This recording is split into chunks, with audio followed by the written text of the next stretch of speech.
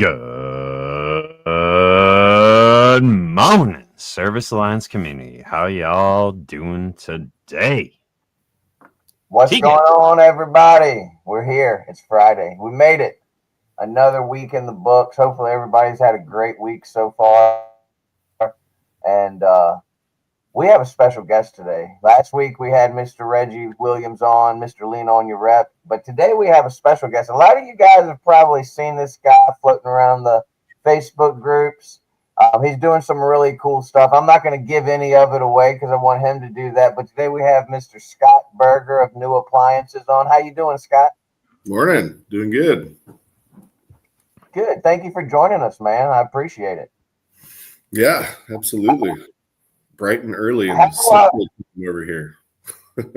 Yeah. What time is it there anyway? Oh, it's just 7 o'clock. Good old Central Time. Okay. The good time zone. Yeah. Yeah, there you go. Yeah, people on the East Coast just forget that other people have other time zones. We just live in our own world and don't even think about it. I was texting Zach at 5:30. So like, dude, it's 5:30. But it's all good. Well, tell us a little bit about yourself, man. Who are you? What do you do? Where'd you come from? How'd you get here? Yeah. So we try and do all things appliances. Starting off kind of where we came from. I started off in my garage about 14 years ago, fixing appliances and selling them. Actually, I was living in an apartment, and that apartment was upgrading their appliances, and they were just scrapping them. I was like, hey, let me snag those for a few bucks, and I'll clean them up, fix them, and sell them. And it went really well. And so over the years, we kind of grew the retail side and just continued down that path, and eventually landed into just really focusing on scratch and dent appliances, and how that process evolved over the years has been pretty interesting. But yeah, we don't do just retail. We also have a wholesale division that's growing rapidly, where we sell like liquidation appliances, like scratch and dent truckloads to other dealers all over the country. We also have a really cool parts process where we demanufacture appliances, and I can go into it deeper if it doesn't get too nerdy for you. But we demanufacture appliances and sell parts, and then we make parts, and then we also are getting into the service side, which is kind of what brings me to you guys and learning about the service side, because I started there, but I wouldn't consider myself an expert on the running a successful service business. So it's interesting world. Love it, man. You definitely have the business acumen. We TK and I got to take a virtual tour of your shop. That was pretty darn neat. So yeah, definitely understand how to run a very successful business. So glad to have you here today. Or at least we look like it. We're always working on the improvement side. That's the goal in any business, right? Yeah. Mm-hmm. Yeah, we were blown away by Scott. Well, I was blown away by Scott's warehouse and operation over there. It was just super cool. The coolest part that I think I thought that stuck out to me was your Photoshop. Can you explain a little bit about your photo area because you're not a traditional scratch and dent store, and I think that's one thing that I'd like to hear you kind of elaborate on. You're not your average, brick and mortar. You have a brick and mortar store, but you kind of taken it a step farther. Can you go into that and elaborate a little bit more on what sets you apart from other scratch and dent or appliance sales companies? Yeah, or at least what I think steps us out. I don't think we're the best at what we do, but we're always have that target in mind. But whenever I was first starting out, and I was learning the ropes, and I was figuring out like how to be successful at selling things, the thing that we sold itself had competition, right? So like other people had other refrigerators the same price or cheaper. Maybe they did as good of a job at refurbishing and testing and whatever. So it wasn't necessarily the product that we had competition on. It was on the sales side, marketing, how to present the product in a way that the customer, receives in the best light. And so I always really focused on my listings, how the description was, the title, the pictures. In today's world, no one reads, they skim and they visualize. So the way that whole UX process goes in someone's mind, I like to live there.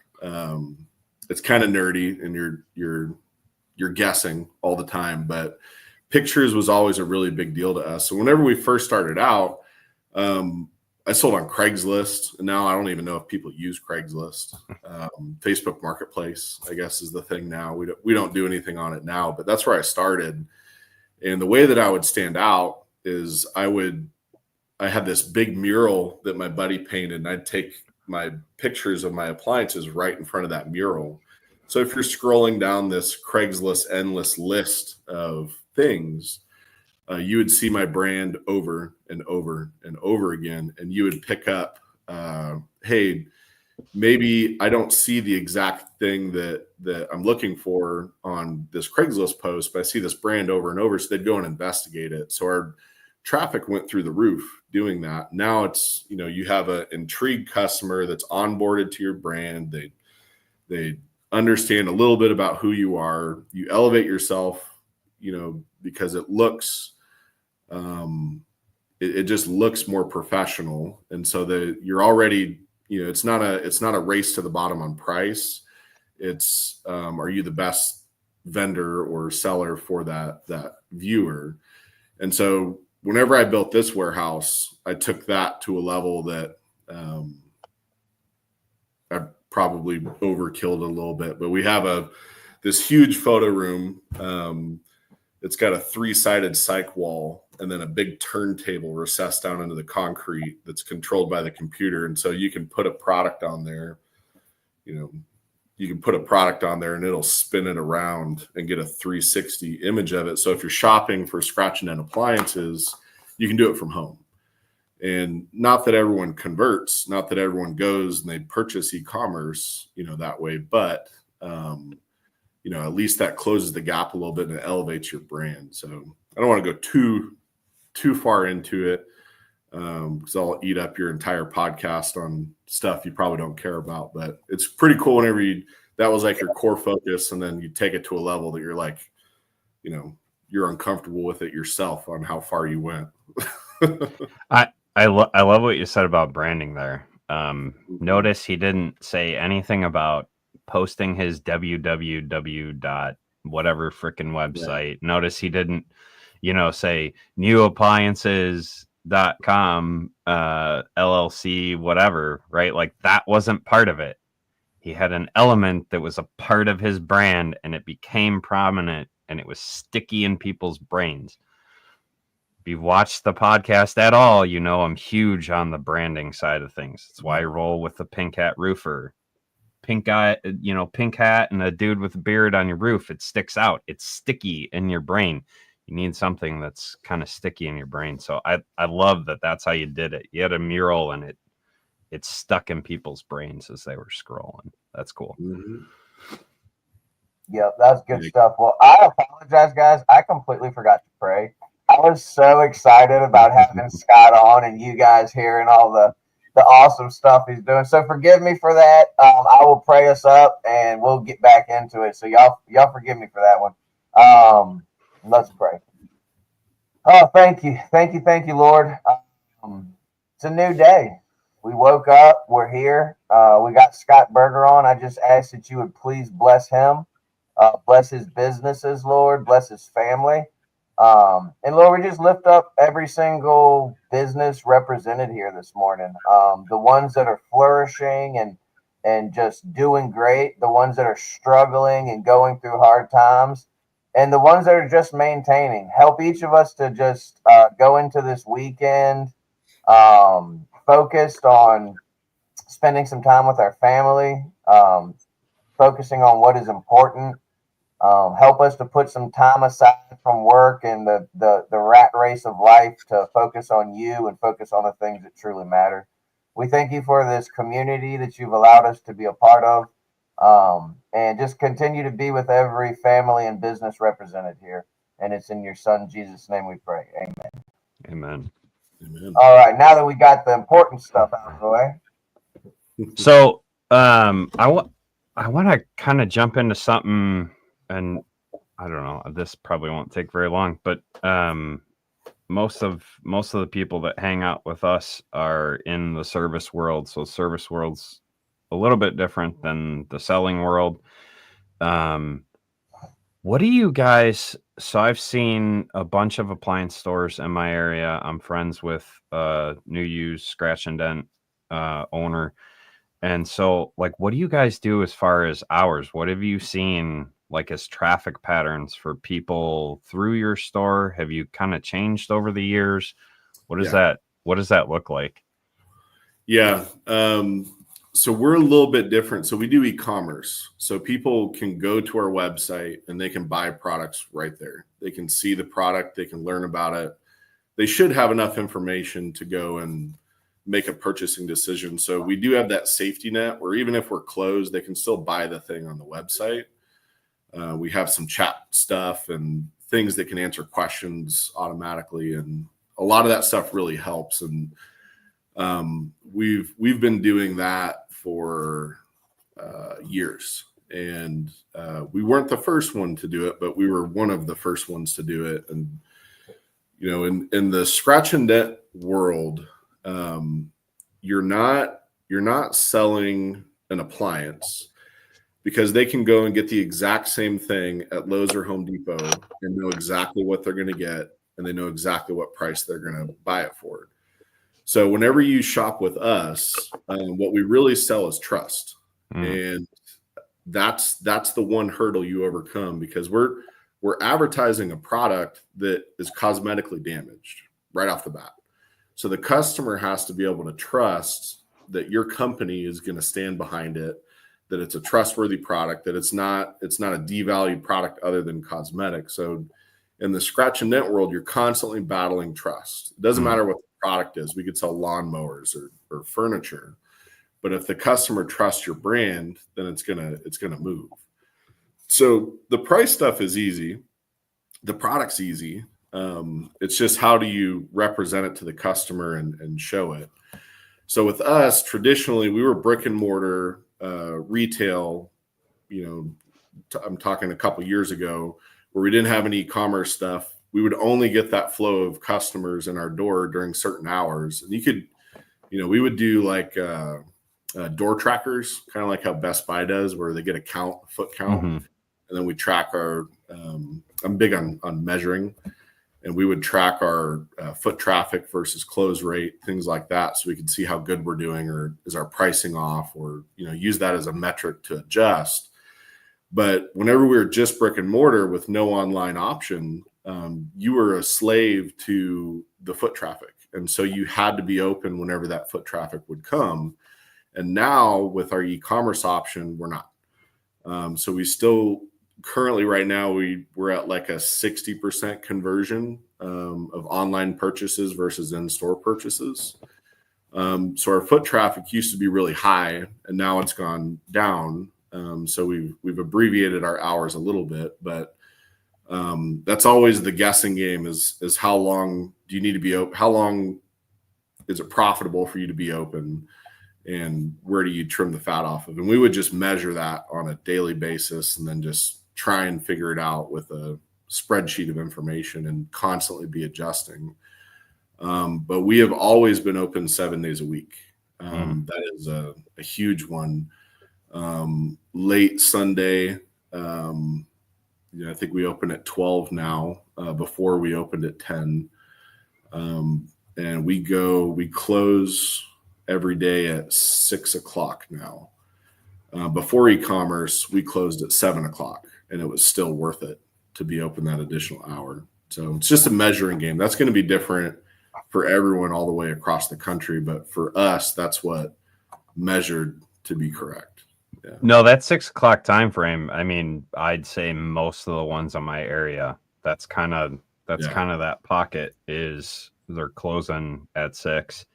In my area, some are closed Sunday, Monday, some are closed Sunday and Friday. Like they just have those weird, again, measuring where their customer flow is. So it's kind of cool to know that you guys actually went the whole nerd level and were door tracking and really trying to measure that metric. That's awesome. Yeah, and in today's society, everyone's used to going to Amazon and clicking buy now, add to cart, and it shows up within a couple hours. So to be competitive, you got to track that stuff. You don't want to compete with Amazon. You'll lose every time, but you need to. There's a balance there that you got to find. Yeah, that's cool. That's really cool. How much of your sales would you say is people coming in, buying a scratch and dent appliance off the website and never stepping foot in your store? It's getting higher. It wasn't always as high as we are now. But that 60%, I'd say, well, not to give you a percent, but I'd say like 20% of our customers come in our store and then they purchase online. So the other 40% of those customers never touch foot in our store. Yeah. That's we invest a lot in like brand and awareness, and we spend a lot of effort on trust. That's our core focus in the brick and mortar stores is trust. So I'll give you a tour someday if you come down to Texas. Yeah, we got to make it that. I think me and Zach got to make it down to Texas at some point. For sure. See this place in person. That's really cool, man. Because when I was doing the store, most of our viewers know I tried the store thing, and it was a failure. I ain't gonna lie. I'm not cut out for stores. More power to the guys out there selling used appliances, doing the scratch and dent thing. I'm just like Scott. I started in my garage, my mom's garage, and I did enjoy selling used appliances in the beginning. But we always struggled with what you were talking about too. When do we close? Because you don't want to miss those on the way home people, because we were on a main highway that people took to get to work. And people on their way home would just cut off on our little bypass, swing into our little store and pick up stuff. So that was a big thing for us too. And I think a lot of time, it's just like in service. I'm a big proponent of not working weekends. I don't judge anybody that does, but as for me, like my weekends are sacred. And I've been a big proponent of that. And I don't care what anybody else does. But you always have to try to figure out that work-life balance. And we talked about that a little bit before. And I always like to get a little bit of personal stuff, because you're not just a business owner. You're a husband. You have children? Nope. We got goats and chickens. So I guess bless your heart. But what's something you like to do to kind of keep that work-life balance? As someone who does work a lot, I know some of the stuff you told me, but share with the audience, like, how do you keep that work-life balance? Well, I've worked 7 days a week for as long as I can remember. But that doesn't necessarily mean that it's sun up to sundown. I try and work in there to where I'm having family time, or we're getting some socializing happening whenever you're working 7 days a week. But for us, I mean, it's kind of unique because I have a business park, and my house is on the business park. We live in the middle of a business park, and so I get to walk to work. I get to go home for lunch. I get my wife works with me. She runs the pick, pack, ship on our parts side. So we spend more time now than we did whenever I had to drive into work, 30, 40 minutes. So I'm a terrible example for balance of work. Because everybody's different, man. It's not all people. If that works for you and your wife, that's perfect. Right. I mean, you've set up this perfect setting where you've got your farm there, you've got your business there, and it's not about how you do it. It's about doing it. It's about making sure you have time. And if me and my wife were to work hand in hand together during the week, oh boy, that wouldn't be a pretty picture. But I know a lot of people that do. I know a lot of guys that their wife is their CSR, their wife helps in the business. A lot of guys in the service side of things, they're just technicians working for their wives, to be honest with you. You know, and there's nothing wrong with that. If your wife is more business savvy, hey, let her help on that front. Yeah. But that's really cool. Let if y'all don't mind, let's dig into this. This are we calling it a bushing? What are we calling this part? Oh, the basket bushing? Yeah, the basket bushing. Because I don't know that everybody knows about it. I got the whole box, and I think it's like a lot of other things. Once you get a part on your truck, then you stop needing it. Because I haven't used one yet, but I'm excited when I have to replace that hub to put one on. Yeah. So we never set out with the goal of being a parts manufacturer. That wasn't an objective that we had or a strategy that we had. We refurbish at our warehouse. Like to give you a little backstory on how this came about. We refurbish stuff on a pretty high scale. We have 110 testing stations, 12 technicians, tech manager. You know, we've got levels out there, and we got 2 make ready guys that clean stuff, and we've got a dedicated photo person, and we've got all these pieces for refurbishing. We get scratch and dent trucks in, and we process them, and we wholesale them like a finished product that's showroom ready, and that goes through the same line that we have as if it was going to our store. So we wholesale the same thing that goes to our store, basically. And in our world, the liquidation world, which for you scratch and dent store owners out there, if you think you're an appliance store, you're wrong. You are a liquidation business that sells appliances. And so you should really look at your business that way. And that took me a very long time to grasp what that actually means. A liquidation store operates different than an appliance store. And I've tried new appliances and all different aspects direct from the manufacturer, and the margins, I couldn't wrap my head around and make it profitable. Maybe someone could teach me how to do that. But man, that's a tough world to live in. So the scratch and dent stuff is really good margins, but the issue with that liquidation industry is the laundry. We could never get enough laundry to fill our needs for our retail store. And so we started bringing in, we picked a couple models that we thought were good products. We weren't going to refurbish something that we knew was going to be a bad product for our customer. So that was number one. Number two is they had to have variety inside of those models. We wanted to carry on one chassis. We wanted to carry variety so it didn't look like the same thing that we had in our store.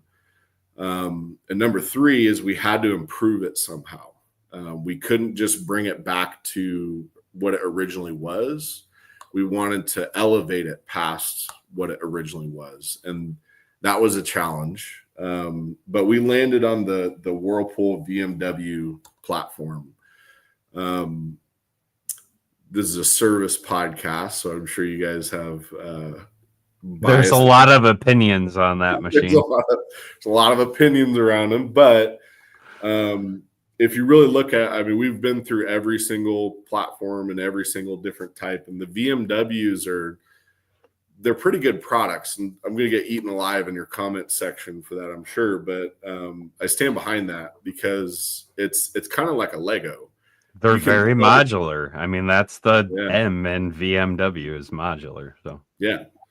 And there's some pieces that stand in the way of the modularity, if that's a word, of the washing machine. But really, it's a really good product whenever you break it down and compare it next to something in the same price point. And so what we did is we started refurbishing those at a pretty high scale. So like today, they'll pump out 30 washers and 30 dryers. So 60 appliances total and 30 30 sets total. And we'll consume them both in wholesale and retail in a couple days. And then we only run 5 days a week. So, but anyways, the refurbishing process that we do, we went further than anyone that I know, because we sell appliances to other appliance people. It's not just our retail customers. It's, it's people like you guys who are professionals. So if we're going to send you a refurbished set, it's got to be better than what you can do reasonably.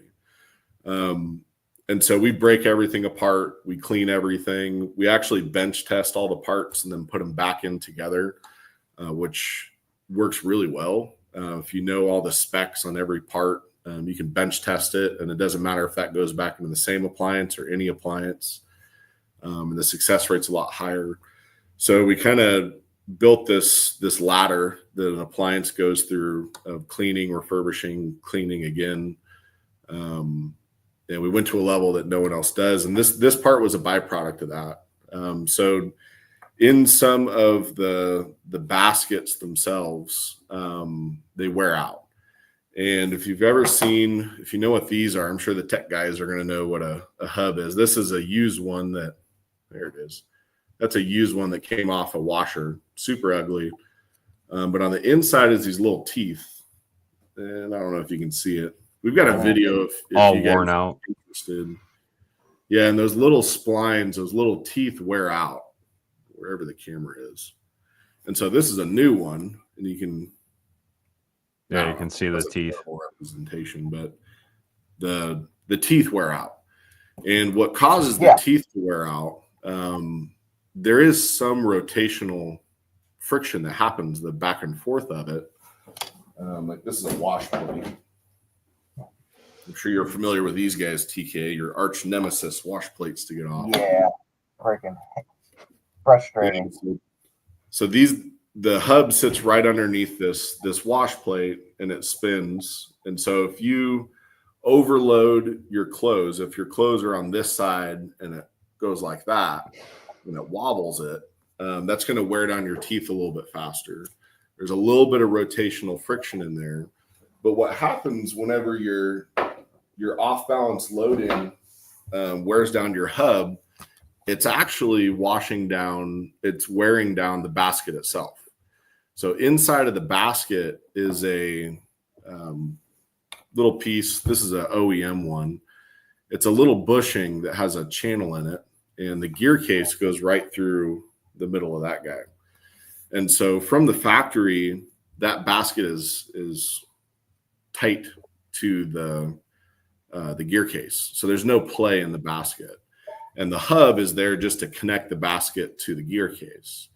So whenever that basket, if you can picture this inside of the basket, there it is. If you can picture this inside of the basket and it starts to wobble, not only is it wearing down this guy, it's wearing down the basket itself as well. So as a refurbisher, what we'd run into all the time was getting all the way through our refurbishing process, putting that basket back in against the gear case, and there's this little play inside of there. And you can hide it by sticking a hub on there, which a lot of technicians do. You can put a hub on there, and it'll keep it tight for a while until the splines wear down on the inside of it, because you didn't actually fix the core issue of that washing machine. So what we figured out is anytime your hub's worn out, you have to replace this part. Otherwise, they're going to be in the same boat. And depending on how much they use it or how off balance they actually are, it might wear down faster or shorter. But anytime you replace the hub, you have to replace the basket bushing. And this basket bushing wasn't commercially available. You couldn't go and buy this anywhere. The only option was you had to buy the entire assembly, which is the basket itself. And so we punched out this out of the basket. It's really easy to punch it out. You just use a socket. This one's a number 23, but also a 15/16 socket. You flip your basket over and you just stick this on the back of the tub, smack it a couple times, and the bushing falls out. Our part's way different than the OEM version. It's modeled differently. It's a different design. It's a different material. Everything about our part is different. And it's a tight fit back to that gear case shaft, and it elevates it to a different level than what it was before. So when you're refurbishing at a high scale, like we would see worn hubs on 80%, 70% of these Holloways. Even if they were just a little bit worn, that just indicates that there's some basket wear as well. And so we made this, and we were using it ourselves for almost a year until we decided to release it to the public, because we got a lot of requests for it. We were giving these things away to some buddies to try out and see if they liked it. And the feedback was insane. And so we're like, okay, let's just release it and let everyone enjoy it. And it's been wild. Like the feedback that we've gotten off this little part, is crazy. So we've got a patent on our version of the basket bushing, and it's such a simple thing that we didn't set out with making this in mind, but it was a byproduct of what we did. And now it's just like these washers, there's 443 models of washers that have this type of basket. And of that, there's 2 or 3 models that make up a very large chunk of the washers out there in the market, because they were the top selling washers for a very long time because the capacity and all the different things. So, yeah. I want to hit on 2 comments that kind of highlight that product here. So, have you tried the new inserts that are out there for that? Yes, he has, because he's the guy. He is the insert guy. And, so there you go. It's making its way. The marketing's working because they already knew about it before they knew that you were that guy. So that's awesome. Yeah. Making its way around. I mean, the biggest part is if you're a technician, like you can visualize it, it makes sense. Like it's kind of viral itself. It's it's its own purple cow, to go Seth Godin marketing route. But these little parts, like there's things like this, like throughout our entire industry that just pop up. And if you listen for them, sometimes they don't get the attention that they need for how big of an impact it actually is. Yeah. So for our service guys out here, where can they get that part? A lot of these guys are running the VMWs, and much like my opinion, they're not fans of them, but this is a very simple and elegant solution for a major issue that's going on with these. So where can they get this part for their stock? Yeah. So 2 places. One is neuapplianceparts.com. You'll see our basket bushing link on our website. We ship it directly to you. And then the second place is we have a national distributor, Choice Parts. They're our distributor, and they're in a lot of local parts companies where you can walk into your parts supplier and just ask for it. We just rolled it out to them, so you may have to ask for it for them to order it, but most of them are starting to stock it, so it should be readily available locally.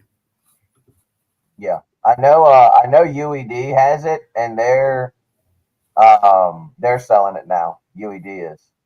I still got the box you gave me, and I'm just waiting, man. I got that hub in stock, and I'm just waiting for my next hub so I can try this thing out. It's kind of like the air sled cart. I got the air sled cart and have literally not had to pull a wall oven until last week. I finally pulled a wall oven with my new air sled cart last week. So it's the same thing, but it's cool, man, because you're looking at these washing machines and you're thinking there's an underlying problem. And then you went in and you figured out what it was, and you made something to fix it that's going to make it better. And I love stuff like that. The VMW washer is one of when I first started working on appliances, I hated working on VMWs. But as I learned the little tricks and things about BMWs. I like working on them. I just know that in my market, a lot of times that's one of those washers that they're not going to want to fix. You know, if it goes up $300, $400, $500, they're going to want to replace it. But you know, it's one of those things I always tell them: you're not going to go out and buy a Speed Queen or something far better than this, which really Speed Queen's the only thing out there. Maybe an LG. I like the LG laundry. You might as well fix it.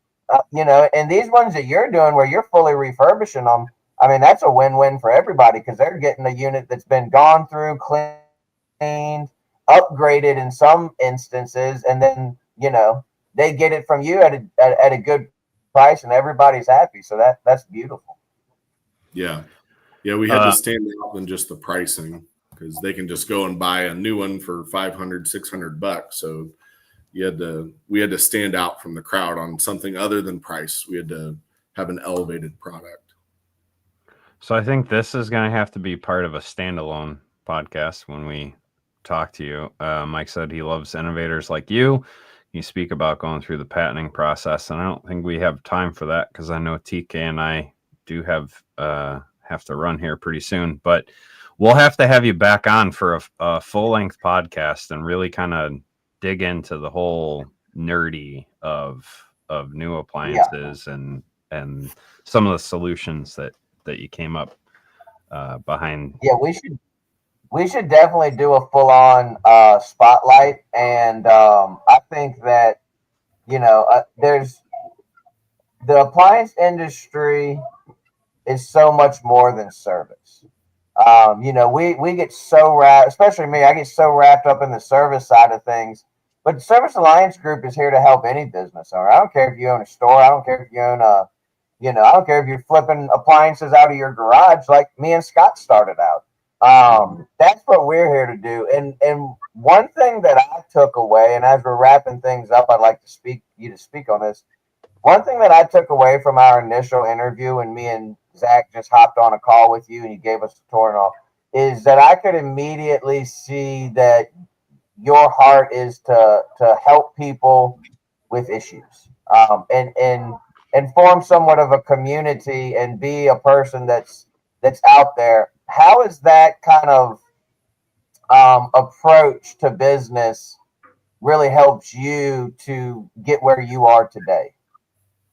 I think the biggest part of that is on our wholesale side.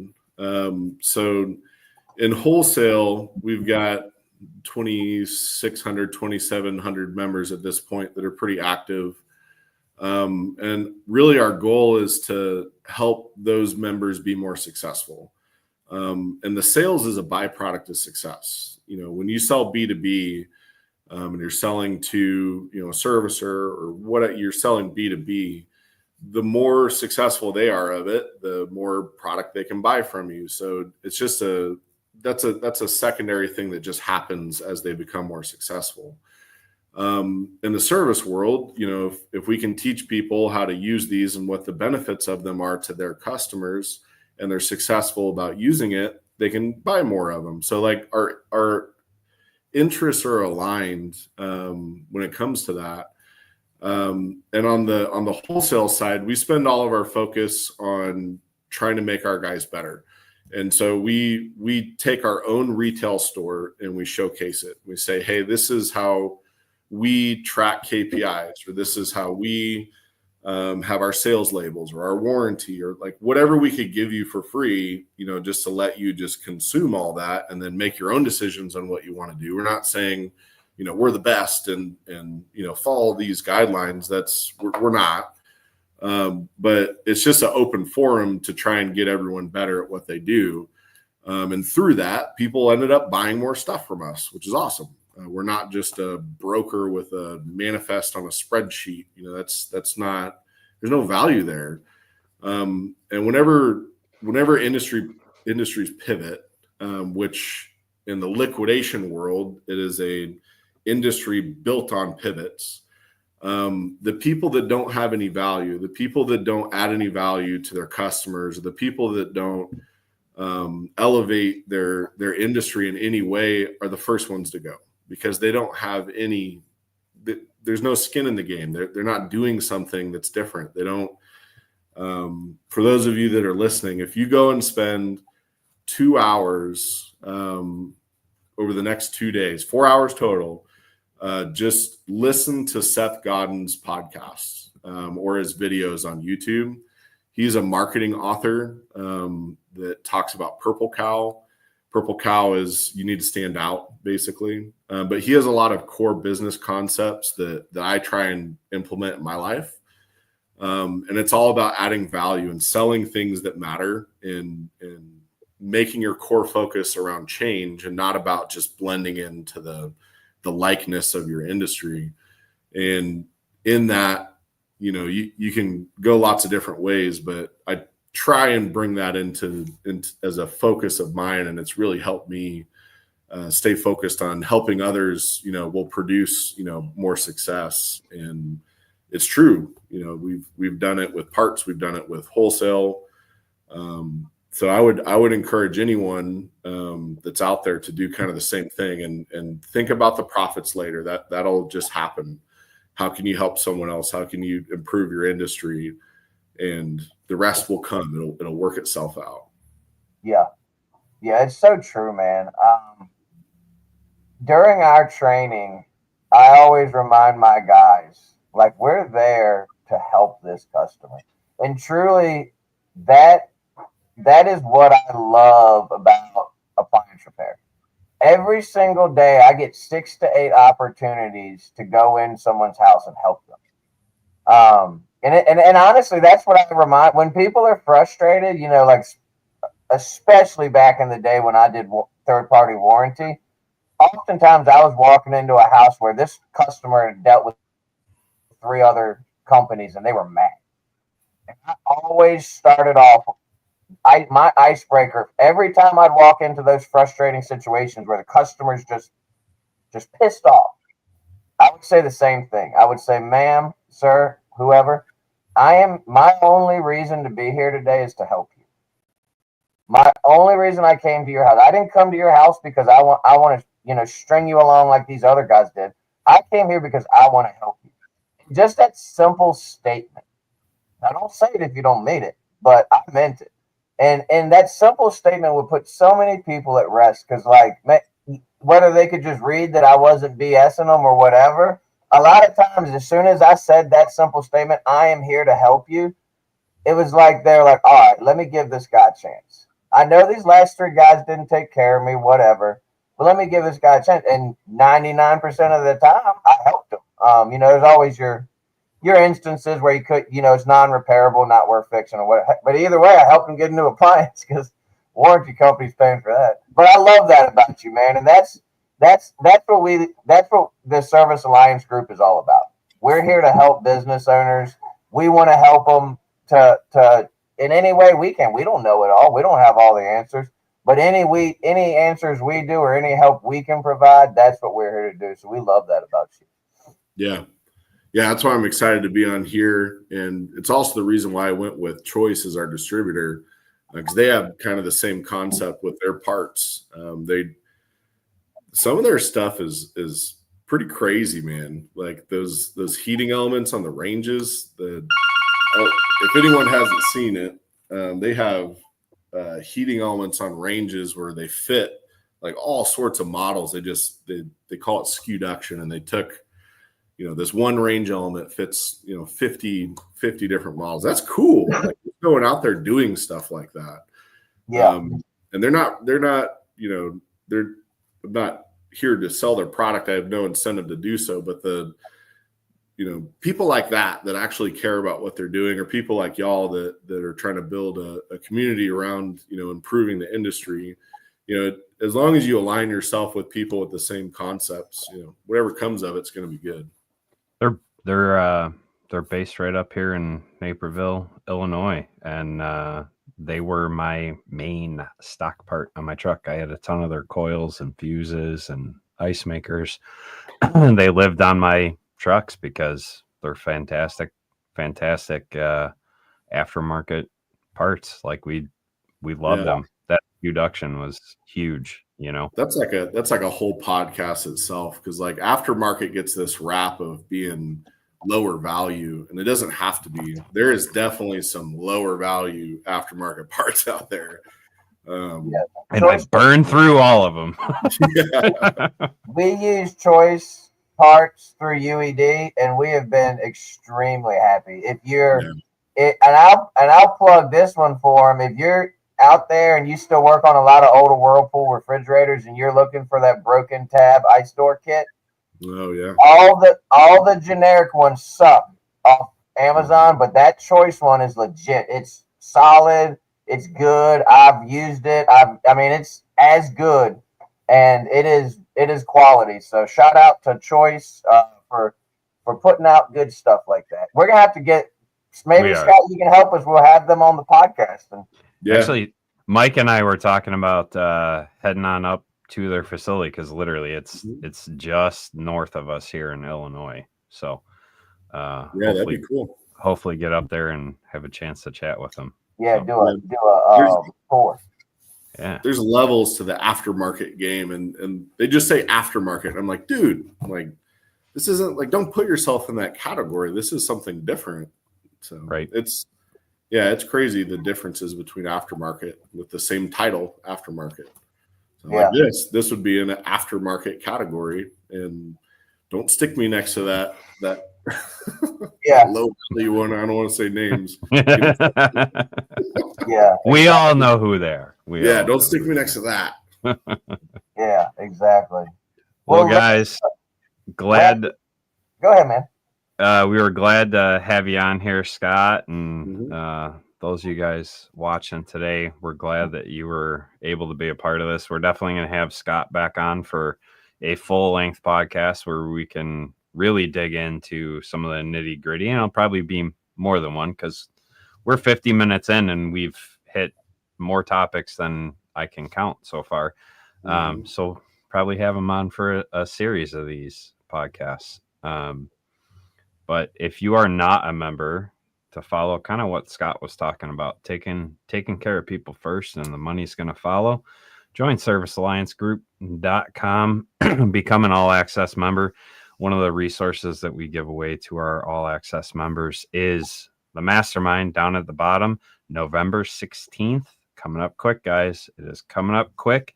I will be leading the SMART Goals session. We're going to be preparing you at the end of the year to head into the new year with a plan that is achievable for 2025 to set you up for the best amount of success. We're going to walk through building your SMART goals going into 2025. So you're ending the year on the right foot. So if you're not a member, servicealliancegroup.com, and you can jump in on that mastermind November 16th. Yeah, I highly encourage every single one of you to be on that one. If you're a business owner and you have not started your quarter one and 2025 goals, you're already a little bit behind. So take advantage of this. Go over to servicealliancegroup.com and sign up. The SMART goals is probably, if I had to say there's one mastermind that's the most important, this is it. Because the goal setting and staying on top of it and putting together actionable steps and accountability and all those things, it's serious. And Zach's big on it. Like, y'all are gonna get the raw uncut mastermind. But Scott, thank you again for coming. Thank you for being a part of this community. We really appreciate you. In closing, just let everybody know anything they need to know, where to find you, any new upcoming things you're coming out with, anything you got to say in closing. Just let the people know. Yeah. So you can find our part on neuapplianceparts.com, neuapplianceparts.com, new with a U. Basket bushings on there. We've got some really cool tools that we're coming out with. I won't give too much away, but one's is going to help you get that wash plate off. We have a tool that does that. I think that's as much as I can say on it. And we're just happy to be here and contribute in any way we can.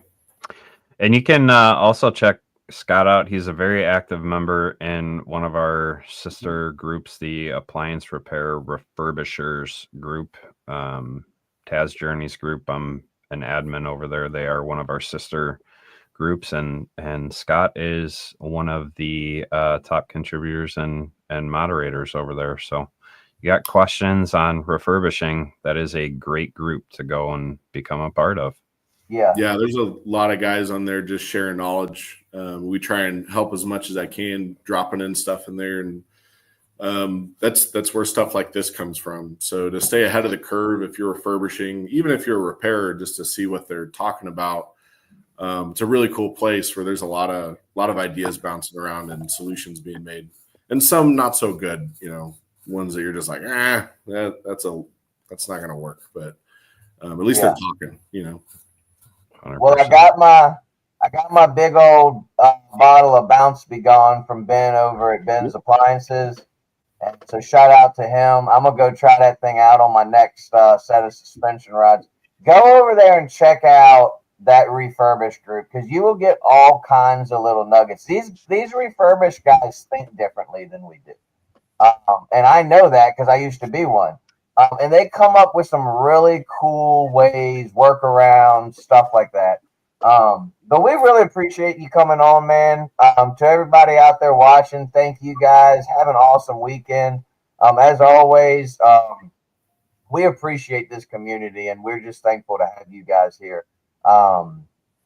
Zach will be back Monday with Doug, I assume. Yep, and, talking marketing next week. Oh, that's Mike's favorite topic. So we're gonna make sure you tune in. We'll be on all week next week, and if you haven't checked out servicealliancegroup.com, make sure you get over there and check that out, and we will catch you guys next time.